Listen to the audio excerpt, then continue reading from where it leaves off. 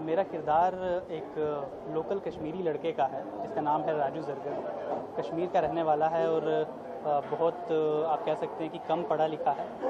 25 साल का है और 8वीं क्लास में पढ़ता है, वो 8th स्टैंडर्ड में पढ़ता है और बहुत इंटरेस्टिंग कैरेक्टर है, बहुत फ़नी कैरेक्टर है, बहुत आउटडेटेड पर्सनैलिटी है ऐसा कह सकते हैं। आप देखेंगे तो मुझे लगता है कि बहुत इंजॉय करेंगे उस कैरेक्टर को। फिल्म की अगर बात करूँ तो एक बहुत ही सीरियस मुद्दे को ओपन किया है, तो किस तरह का आप फिल्म बनने तैयार हुए? देखिए, बहुत सीरियस मुद्दा तो है ही, ये इंटरनेशनल इशू है कश्मीर का इशू। इस पे हम मजाक तो बना नहीं सकते बिना रिसर्च के। तो रिसर्च करने के बाद हमने फिल्म बनाई है और जितनी भी हमारी फिल्म की कैरेक्टराइजेशन है, 5-6 कैरेक्टर जितने भी आप इसमें देखेंगे, जितने भी मेन कैरेक्टर हैं, सौरभ जी हैं, काला जी हैं, विपिन जी, टिया, फुरकान और मेरा कैरेक्टर है, तो ये सारे कैरेक्टर रियल कैरेक्टर से बेस्ड हैं। जो जम्मू कश्मीर के रियल कॉप्स थे या रियल कैरेक्टर्स थे, उनसे बेस्ड होकर ये फिल्म, उनसे इंस्पायर्ड होकर ये फिल्म बनाई है। कैरेक्टर कहीं भी इमेजिनेशन वाले कैरेक्टर नहीं है। तो मुझे ऐसा लगता है कि कैरेक्टराइजेशन पे कोई चैलेंज नहीं होगा। कैरेक्टर सबको बहुत अच्छे लगेंगे, फ़नी कैरेक्टर भी हैं और ऐसा भी नहीं है कि कश्मीर के ऊपर बेस्ड है तो सिर्फ डार्क फिल्म है, इंटेंस फिल्म है, आप बहुत बोर होने वाले हैं, 2 घंटे तक सर पकने वाला है आपका। ऐसा बिल्कुल नहीं है, बहुत लाइट हार्टेड फिल्म है, बहुत इंजॉय करेंगे आप फिल्म को। आपको बहुत सारे इश्यूज़ के बारे में पता चलेगा जो कश्मीर में ऐसे हैं जो किसी फिल्म में दिखाए नहीं हैं। तो हमने कोशिश की है कि उन इशू को टच करें। वो सिर्फ आतंकवादियों को या टेररिस्ट जो मिलिटेंट्स हैं उनको लेकर इश्यूज़ नहीं है। ये इश्यूज़ इंसानों के इशू हैं, जो कॉमन मैन कश्मीर के जो मैंगो पीपल हैं वो किस तरह से सफ़र करते हैं, उसको लेकर फिल्म बनाई है और पूरी तरह से फुल ऑन इंटरटेनिंग पैकेज है। और लेकिन मैं आपको ये बता दूं कि इंटरटेनमेंट के साथ साथ, इंटरटेनमेंट तो एक पार्ट है, जैसे कि आपकी लाइफ में बहुत प्रॉब्लम्स चलती हैं, आपकी अपनी ज़िंदगी में आप देखेंगे तो बहुत प्रॉब्लम होती हैं, लेकिन हंसी मजाक तो चलता ही रहता है फिर भी लाइफ में।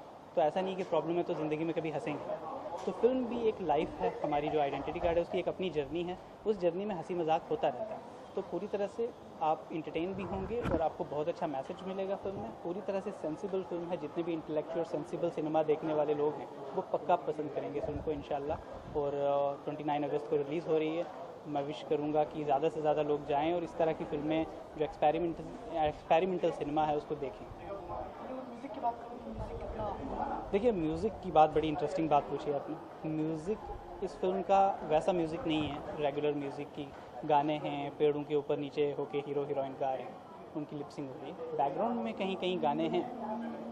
फिल्म के अंदर बहुत ज़्यादा गाने नहीं डाले हैं, लेकिन ऑडियो म्यूज़िक आप देखें या फिल्म के अंदर भी जो बैकग्राउंड में गाने हैं वो सारे ऑथेंटिक गाने हैं। जैसे कि मैं आपको बताऊं कि सैफ मलूक है उसमें। सैफ मलूक एक फ़ोक है, एक ऐसा गाना है जो पूरे इंडिया में ही नहीं पूरे एशिया में बहुत लोग पसंद करते हैं उसे। उसके बाद एक कश्मीरी गाना है छोटा सा इसमें। तो उसके बाद शिबानी कश्यप ने एक गाना गाया है इसमें। तो इस तरह से करके गाने हैं फिल्म में, लेकिन हमने कोशिश ऐसी नहीं कि गानों को डाला जाए फिल्म में ज़बरदस्ती, बिना सिचुएशन के गाने आए। गाने पूरे सिचुएशनल सॉन्ग्स हैं और आपको गाने सुनने में बहुत अच्छे लगेंगे। ऐसा नहीं कि सिर्फ नाचने के लिए गाने, सुनने के लिए अगर आप गाने पसंद करते हैं तो आपको गाने बहुत ज़्यादा अच्छे लगेंगे। Thank you sir. तुम सवाल करोगे तो मेरा तुमको देखना बहुत जरूरी है दोस्त। मैं कैमरे में देख के बात नहीं करता हूँ, वो बड़ा मैकेनिकल सा हो जाता है। मैं चाहता हूँ कि मैं किसी इंसान को देखूं। तुम बीच में आ जाओ या तो नहीं तो बड़ा ऐसा लगता है कि आप किससे बात कर रहे हो आप। हाँ, रोलिंग है। हेलो, मेरा नाम विपिन शर्मा है और मैं यहाँ पे बैठा हूँ आपके सामने। आइडेंटिटी कार्ड के बारे में बात करेंगे हम लोग।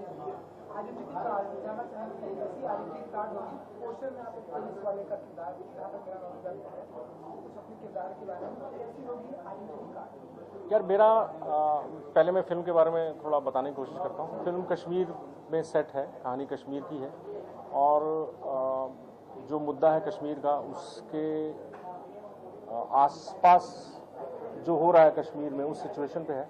लेकिन हम लोगों ने फिल्म के थ्रू जो कहना चाहा है वो ये है कि इस पूरी प्रॉब्लम में, इस पूरे माहौल में एक इंसान की जगह क्या है, एक इंसान के साथ क्या हो रहा है।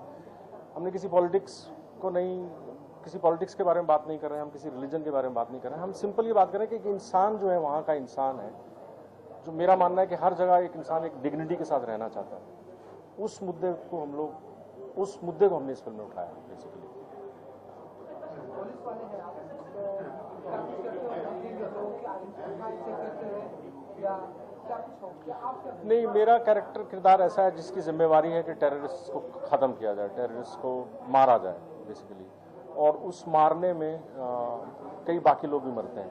मेरे कैरेक्टर के सामने एक ऐसा कॉन्फ्लिक्ट आता है कि जो मैं कर रहा हूँ क्या वो जस्टिफाई है, कि अगर आपको 1000 लोगों की जान बचानी है और उसके लिए अगर 5 लोगों को मारना पड़ रहा है, तो जो 5 लोगों की जान ले रहे हो आप, क्या वो जस्टिफाइड है? बेसिकली मेरे कैरेक्टर का ये कॉन्फ्लिक्ट है इस फिल्म में कि क्या वो ठीक है।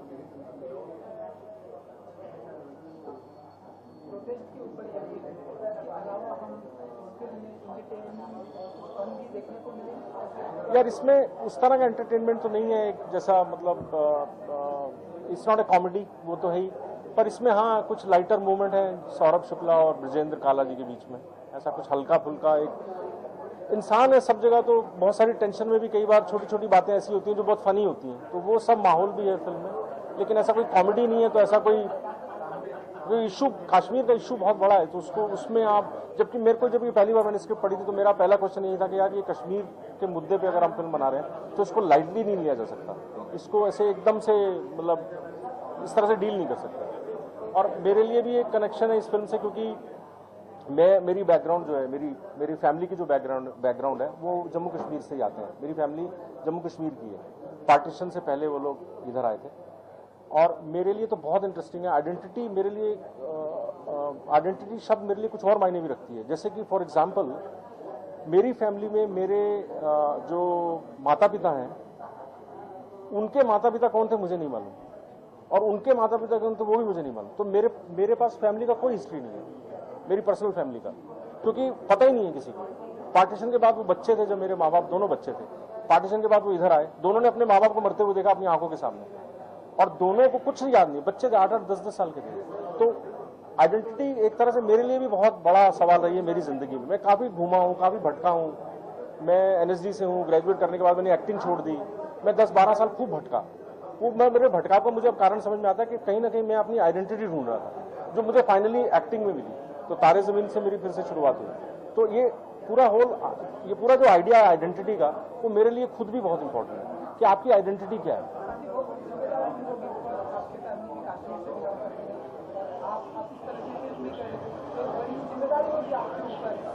बिल्कुल जिम्मेवारी होती है। मैं उसको लाइटली नहीं ले सकता, मैं अपने किरदार को या इस फिल्म को लाइटली नहीं ले सकता। इसलिए करने से पहले मैंने बहुत सारे सवाल उठाए थे। मैं नहीं करना चाहता था, क्योंकि मुझे लगता था कि ये थोड़ा सा कॉमेडी जैसी ना हो जाए। लेकिन हम लोगों ने मिल के, सौरभ ने बहुत इस फिल्म में बहुत कंट्रीब्यूट किया है। हम लोगों ने बहुत सारी चीज़ें ऑन द स्पॉट इम्प्रोवाइज की हैं। कहानी को और सॉलिड बनाने के लिए हमने वहाँ दिन रात मेहनत की। हम लोगों की जो स्क्रिप्ट थी उसके अलावा हमने उस स्क्रिप्ट को बहुत बदला। हमने बहुत बढ़िया। सौरभ और मैं बहुत पुराने दोस्त हैं, हम लोग दिल्ली में थिएटर साथ करते थे। तो सौरभ तो मैं, हम लोग मतलब पुराने लंगोटिया यार बोल सकते हैं। हाँ। गुलजार साहब को मैं गुलजार साहब को क्या विश करूंगा, इतने बड़े आदमी हैं यार वो। मैं क्या बोलूंगा उनको। उनके जन्मदिन में मैं ये बोल सकता हूँ कि सर आप लिखते रहो बस, और आप लिखते रहो और आप उसको लिख के खुद सुनाते भी रहो। क्योंकि गुलजार साहब जब सुनाते हैं ना, तो ऐसा मन करता है कि अब दिन रात सब बंद हो जाए और ये चलता रहे, ये कभी खत्म ना हो। उनकी जो मिठास है आवाज़ में और जिस तरह से वो बोलते हैं अपनी कविताओं को, वो तो जन्नत है यार। उससे ज़्यादा वो बिल्कुल ऐसा जैसे शायद किसी इंसान को किसी मंदिर, मस्जिद या चर्च में जाके जो सुख मिलता है ना कि मैं भगवान के सामने हूँ, बिल्कुल वैसा ही सुख जो है वो गुलजार साहब की पंक्तियों को सुनते हुए लगता है उनसे।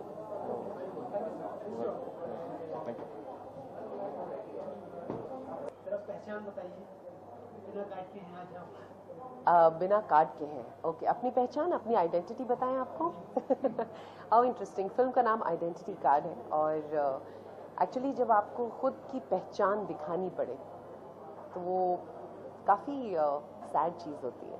एक ऐसी जगह जहाँ पर, जिसे कहते हैं पैराडाइज, वहाँ पर जब लोगों को अपनी पहचान बार बार बतानी पड़े